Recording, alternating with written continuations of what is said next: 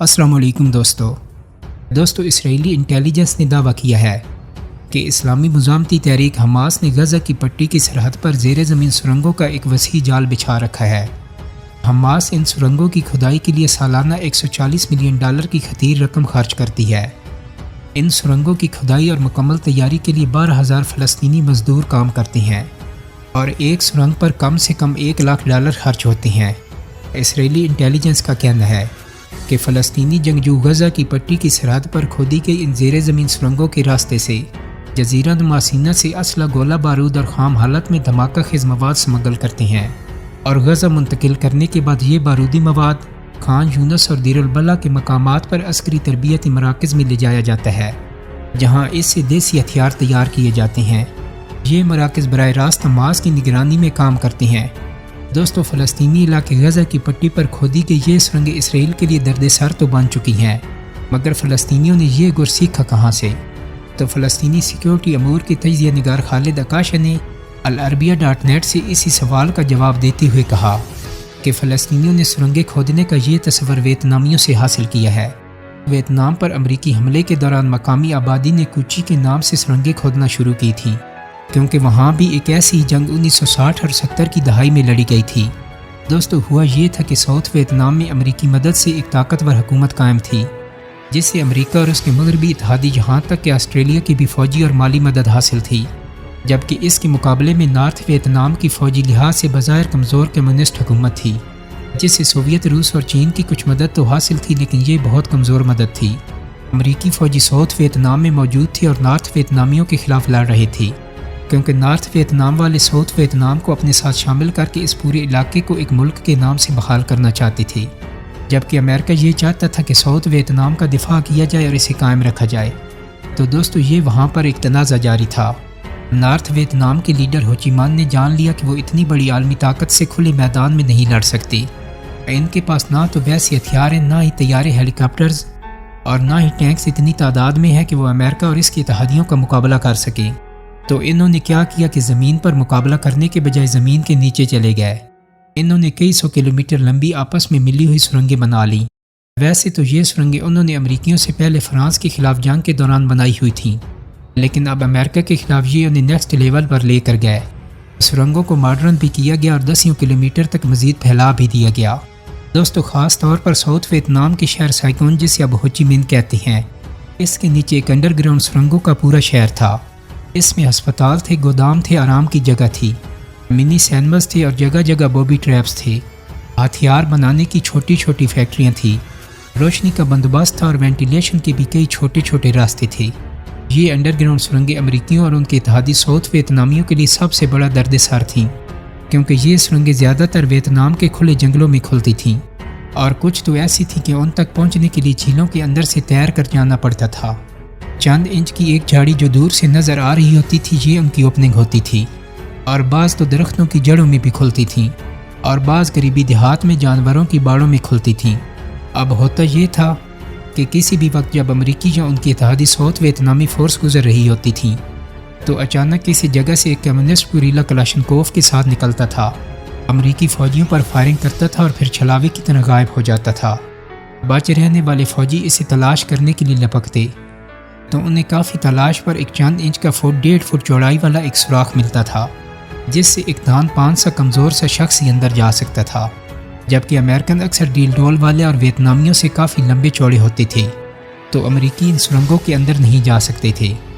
फिर वो इसमें फायरिंग भी नहीं कर सकते थे, क्योंकि ये सीधी सुरंग नहीं होती थी।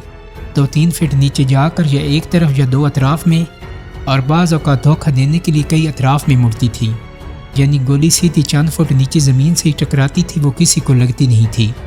चुनांचे जो कोई भी इस टनल में छुपा होता, उसका पीछा करने के लिए हर सूरत में इस तंग सी कब्रनुमा खाई में जाना लाजिम ठहरता था। तो अमरीकी सोचते कि चलो इसमें 2-3 बम फेंकते हैं कि जो भी जहाँ भी होगा मारा जाएगा और सुरंग तबाह हो जाएगी। लेकिन दोस्तों, ये फार्मूला भी काम नहीं आया। एक तो सुरंग इतनी गहरी थी कि बम उसे तबाह नहीं कर सकते थे। फिर ग्रेनेड्स जो अमूमन सुरंगों में फेंके जाते थे, वो सिर्फ वहाँ तक कारआमद थे जहाँ तक सुरंग सीधी थी। जहाँ से वो मुड़ती थी वहाँ अक्सर वियतनामी गोरीलों ने पत्थर या लोहे के मजबूत छोटे छोटे दरवाजे लगाए थे, जो बम का असर आगे तक नहीं फैलने देते थे। تو امریکیوں نے سوچا کہ سرنگوں میں موجود ویتنامی گوریلوں کو مارنے کا بہترین طریقہ سرنگوں میں گیس چھوڑنا ہو سکتا ہے، تاکہ جو بھی اندر ہے وہ دم گھٹنے سے یا زہر سے مر جائے۔ لیکن یہ کیمیکل ویپن فارمولہ بھی زیادہ کام نہیں آیا، کیونکہ ویتنامی گوریلوں نے جلد ہی اس کا توڑ یوں نکالا کہ انہوں نے انڈر گراؤنڈ سرنگوں کے حصے بنانے شروع کر دیے۔ تو جیسے ہی ویتنامی گوریلے سرنگوں کے نیٹ ورک میں جاتے، وہ پہلا موڑ مڑتے ہی سرنگوں کا راستہ بند کر دیتے، جس سے یہ ہوتا کہ گیس اندر قریب کی دوسرے سرنگ سے باہر نکلنے لگتی۔ یہ گیس کا فارمولہ بھی امریکیوں کو کوئی خاص کامیابی نہیں دے سکا، اور کچھ ہلاکتوں سے زیادہ ان کا کوئی فائدہ نہیں ہوا۔ ویتنامی گوریلوں کا بہترین ہتھیار یہ سرنگیں تھیں، کیونکہ وہ سارا دن ان انڈر گراؤنڈ سرنگوں میں آرام کرتے تھے اور رات کو خفیہ چھوٹے چھوٹے راستوں سے باہر نکلتے، پورے جنگل میں اور راستوں پر بوبی ٹریپس بچھاتے، یعنی ایسے ٹریپس کے جن پر پاؤں آتے ہی امریکیوں کی گاڑیاں اور قافلے اڑ جاتے۔ یہ ٹریپس بچھا کر وہ صبح ہونے سے پہلے ہی انڈر گراؤنڈ سرنگوں میں واپس آ جاتے اور اپنی ضرورت کا سامان بھی ساتھ لے آتے۔ کبھی کبھی ایسا بھی ہوتا کہ دن کے وقت بھی اگر امریکی قافلہ گزر رہا ہوتا تو ایک ویتنامی گوریلا کسی جگہ سے ظاہر ہو کر ان پر فائر کھول دیتا، یوں چند ایک امریکی اور ان کے مقامی اتحادی مارے جاتے۔ پھر وہ ویتنامی گوریلا بھاگتا ہوا ایک طرف نکلتا اور امریکی فورسز اس کے پیچھے بھاگتی۔ وہ چند میٹر دور ایک خفیہ سرنگ کے دروازے میں لمحوں میں کود جاتا۔ اس کی تو روز کی پریکٹس تھی، لیکن امریکی فورسز جب اس سرنگ کے قریب پہنچتی تو چاروں طرف سے گھیرے میں آ جاتی، کیونکہ اس ایک سرنگ کے دروازے کے قریب وہ اور دروازے بھی کھود چکے ہوتے تھے۔ تو کئی اطراف سے یہ گوریلا فائرنگ کرتے اور چند سیکنڈ کے حملے کے بعد پھر نیچے ٹیڑھی میڑھی سرنگوں میں گم ہو جاتے۔ دوستو، ایسی سرنگیں اکثر ڈیڈ اینڈ پر ہی ختم ہوتی تھیں، کیونکہ اندر جہاں سے اس کا لنک کسی بڑی سرنگ سے جڑا ہوتا ہے، اسے داخل ہونے کے بعد بند کر دیا جاتا تھا۔ یعنی سائیگان شہر کے نیچے ایک پورا باغی شہر تھا۔ یہ الگ بات ہے کہ اس شہر کے اپنے مسائل بھی تھے، جیسا کہ یہاں گھٹن اور سیلن بہت تھی۔ کئی جگہ سے سرنگ کھودتے ہوئے ویتنامی گوریلاز دب کر مارے بھی جاتے تھے۔ وہاں پر سانپ بھی بہت تھے، بچھو کے ڈنگ اور جلد کی بیماریاں بھی بہت متاثر کرتی تھیں۔ لیکن دوستو، گوریلا ہتھیار میں سرنگوں سے اچھا ہتھیار کوئی دوسرا نہیں تھا۔ تو یہ گوریلا ٹیکنیک امریکیوں کو اتنی مہنگی پڑ رہی تھی کہ ان کے ٹینکس اور فائٹر جہاز بھی کچھ نہیں کر پا رہے تھے۔ امریکہ کو ان سرنگوں کو تباہ کرنے کے لیے باقاعدہ دبلے پتلے انجینئر ہائر کرنا پڑے۔ لیکن اس خطرناک ترین کام کے لیے امریکی فورسز میں سے کوئی بھی بھرتی پر تیار نہیں ہوتا تھا۔ امریکہ نے یہ کیا کہ اپنے ہی سپاہیوں میں سے والنٹیئرز کو تلاش کرنا شروع کر دیا۔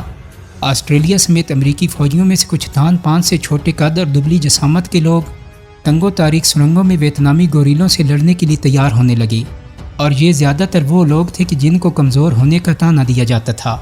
دراصل انہوں نے اصل معنوں میں دو بدو گوریلا انداز میں لڑنا نہیں ہوتا تھا، انہوں نے رینگتے ہوئے صرف سرنگوں میں جانا ہوتا تھا اور وہاں پر موجود اسلحے اور کھانے پینے کے سامان کو تباہ کر کے واپس آنا ہوتا تھا۔ اگر کہیں بوبی ٹریپس ہوتے تو انہیں ڈسمینٹل کرنا ہوتا تھا۔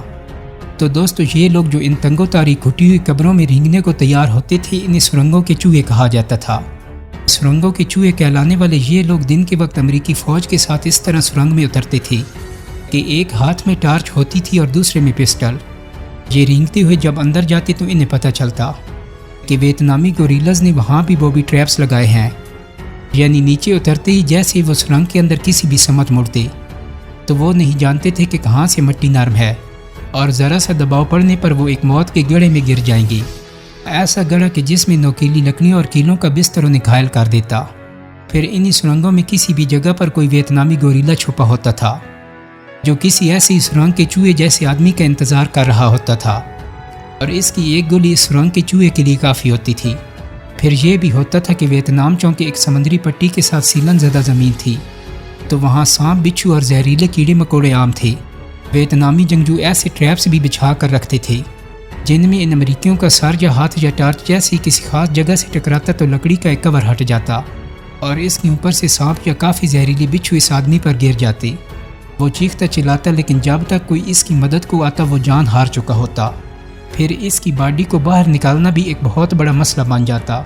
تو دوستو، اب امریکیوں نے یہ کیا کہ اپنے آدمیوں کو ان سب چیزوں سے مقابلہ کرنے کی ٹریننگ دینا شروع کر دی، لیکن اس کے مقابلے میں ویتنامی گوریلا بھی تیزی سے سیکھتے گئے اور اپنی ٹیکنیکس اپ ڈیٹ کرتے گئے، یہاں تک کہ امریکیوں کے پاس یہ سرنگوں کے چوہے کہلانے والے آدمی ختم ہو گئے، کیونکہ 100 میں سے صرف 10 سے 12 آدمی ہی زندہ بچ کر واپس آتے تھے۔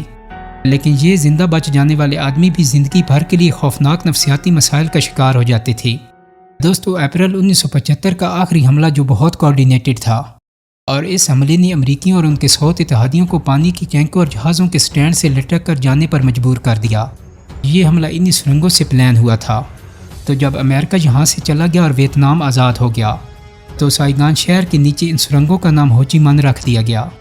تو تب دنیا کو معلوم ہوا کہ ویتنام کی جنگ میں اہم ترین کردار ادا کرنے والی یہ سرنگیں دراصل 120 کلومیٹر طویل سرنگوں کا ایک جال تھا۔